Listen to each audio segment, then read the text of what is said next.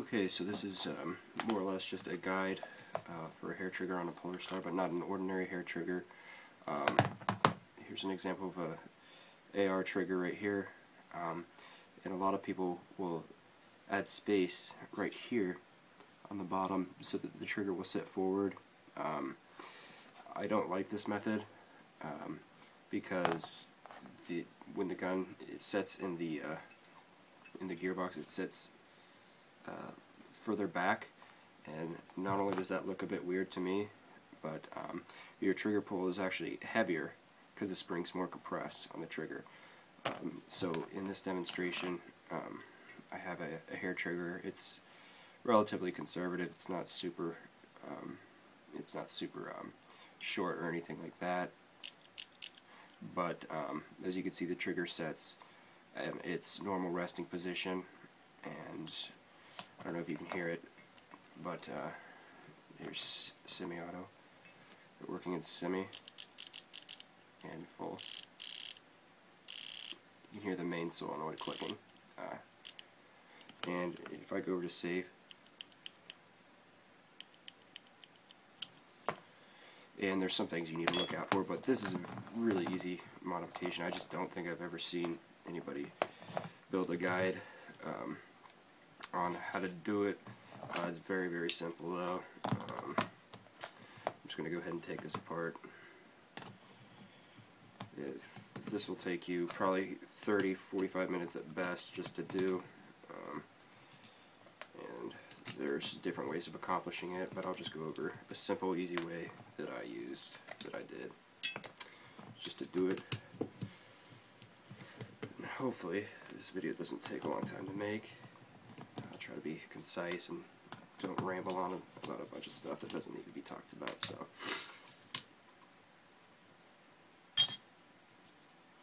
okay, so here's the fusion engine right here. First things first is what I did here is, God, that doesn't show up well on camera, does it? That's a piece of plastic that I put there in order to get more surface area and a better glue. You can see that this is set. This sits relatively.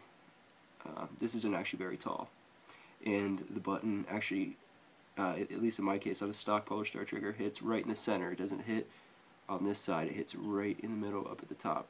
So right here I sanded this down. I actually used a rotary tool at first on a low setting, and then cleaned it up with a file to shave it down a little bit so that it looks like this. All this is doing right here is getting your desired trigger pull right here. So this piece of plastic right here is very firmly glued on. It's not going anywhere, and it might look kind of messy on camera. I noticed that just looking at it right here, but it's really not that messy. And not only that, it doesn't matter. There's really not glue globs. It's just a little bit of white stuff going on. So you're just shimming it to as close as you can, as you would like, to that button right there, that black button.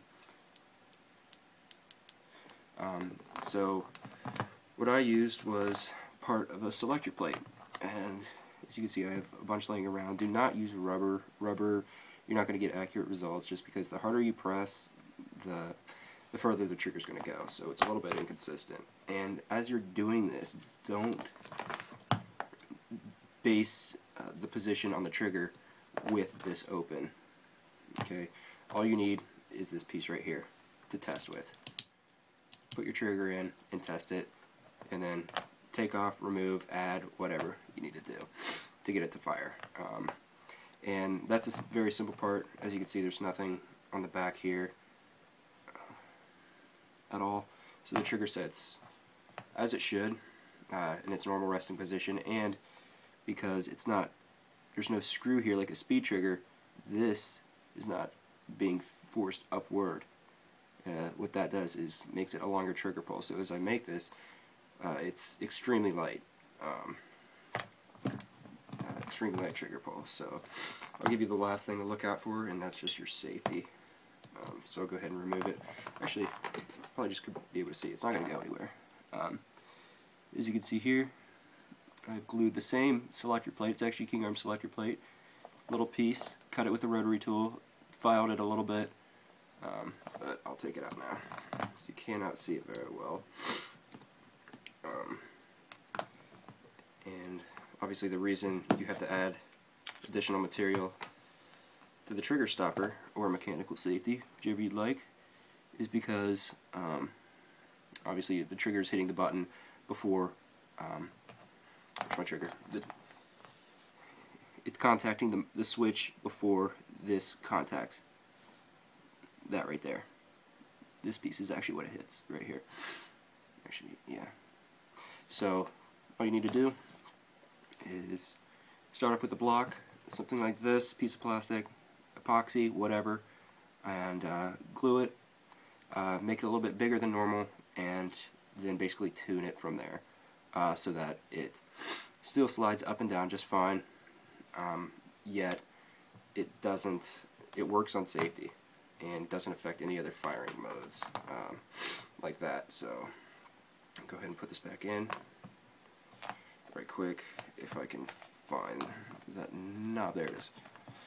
That bit. I'll show you the next thing that you need to make sure, especially since it is a fusion engine. It's not your standard gearbox. However, hopefully you're using not hopefully, it really doesn't matter, but if you're using your stock selector plate, most likely you're not going to have any issues, and you're not going to have to run into this issue, which I'm about to show you. Put in that screw.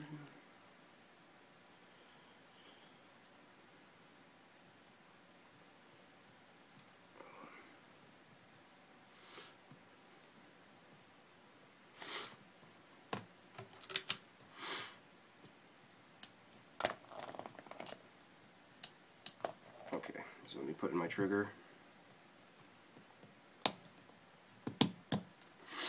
Very easy to get in and out. You'll notice right here, because I added material to the safety, let me find it on camera, there, right there, it doesn't sit flush with this, which is fine. As long as this can still cycle on semi and full auto or burst, whatever you have it set on, then you got nothing to worry about. If it somehow gets messed up or binds with the trigger, you can always easily just grind this piece of the trigger down, the front of the trigger down. It doesn't need to be there. Doesn't touch anything anyway, so you can just grind that a little bit if this binds somehow, but it most likely won't. So the resting position for the safety is elevated a little bit.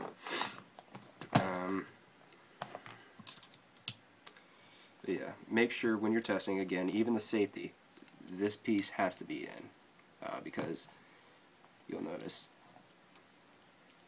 the trigger does move. This does influence it, so this is proper. This is what it's going to be. So always test with this on, and it's perfect too because you can see everything that's going on, the safety, the trigger, the button, everything. So might as well. Christ, what did I put here?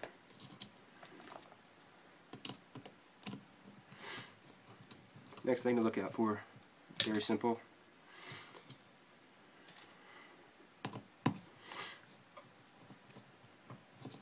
Oh shit, put the wrong one on.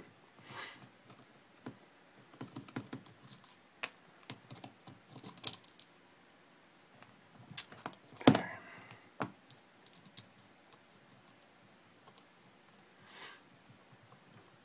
That's not it, here it is. I thought I had that right. Yeah, make sure you put in the right screws. Not mess it up like I'm doing.